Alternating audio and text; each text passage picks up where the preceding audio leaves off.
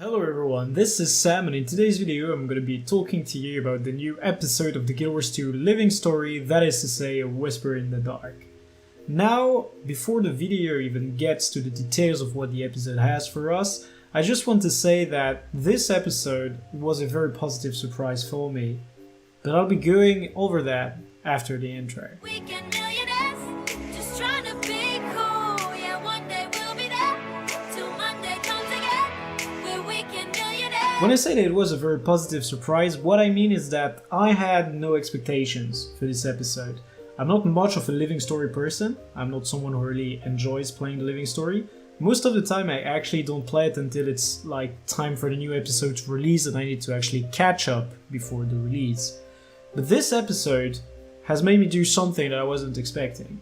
For the first time in forever, I actually put the dialogues back on in GW2 because this episode has a very grim, dark ambience. It actually makes me feel like we're back into the times of Living Story Season 1 and 2, when we actually had a villain, when people around you were suffering, when the intrigue was actually very interesting and I had no idea what was going to happen, and I wanted to feel like I was part of it. So I used the voices and the music for the ambience back then, and I stopped doing that since.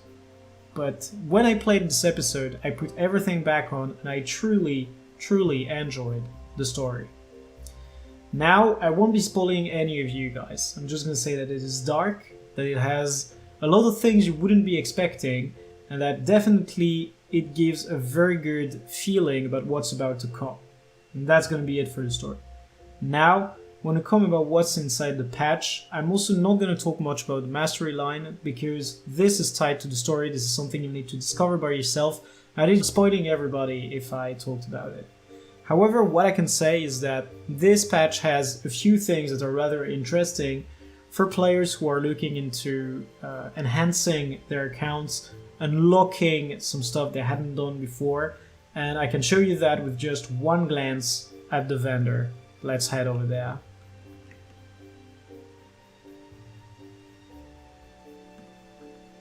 So the common vendor inside the visual keep has actually everything you're going to be needing. These are all the very classic stuff that you will want to have in order to get all the fluff from the patch. So the home instance node, the portal scroll, the classic. The endless bone skinner tonic is really dope. This is something you should get your hands on because the bone skinner has a pretty unique place in this patch, as you saw in the trailer, and the tonic is really well done. Now, what's actually interesting for us is the ancient boreal weapons. The reasoning behind this is that once you get all of them and complete the collection, you actually get started with more stuff related to the story. So the Master of the Ancestral Forge actually is what's going to get you started on a new 32 slot bag. So that's pretty damn good, given the price of a usual 32 slot bag. Doing the collection for this one is actually going to be much better for you. It also gives you the Raven's Eye Scepter weapon, which is a skin that is tied to the living story, so I won't be showing it to you because it has some story impact. Yet, it is a very good looking one, and I'm really happy that we're getting an actual decent skin that is tied to the story and to the achievements you can get in it. Now, what's truly interesting when it comes to this vendor is the last tab, the Curious Stones from Afar.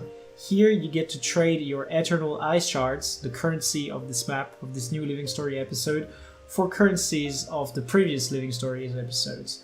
And if you're like me, a player who hasn't really been invested into the Living Story, this one new area offers you a possibility to get the stuff from before without any farming effort in the very specific maps.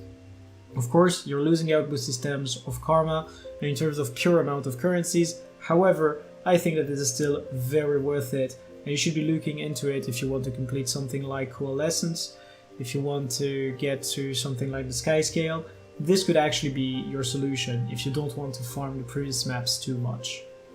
Now, of course, having this on the first vendor of this Living Story makes me think that we might get it later on, which would be a very welcome thing because we would finally have some sort of retro compatibility between currencies, which is something that I felt was missing ever so far in Guild Wars 2.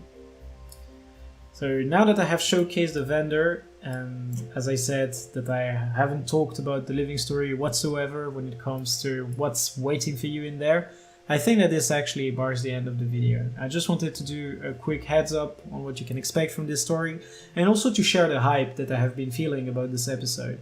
I'm almost sad that I actually went through all of it before its release, because I won't be able to give quite the same reaction if people ask me what I think about the episode.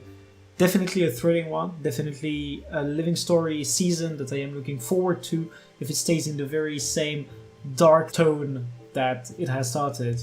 And now, before the end of the video, I wish to thank every single one of you for supporting the channel, for participating in the comment section, on Discord, on all my social medias. You guys are amazing and the reason why this channel keeps striving even after so many years. I'll never be a full-time content creator, but we've been keeping up with at least 2 videos a month, and that's pretty damn good, I think. And now, I wish every single one of you some happy playing and to enjoy the Living Story episode.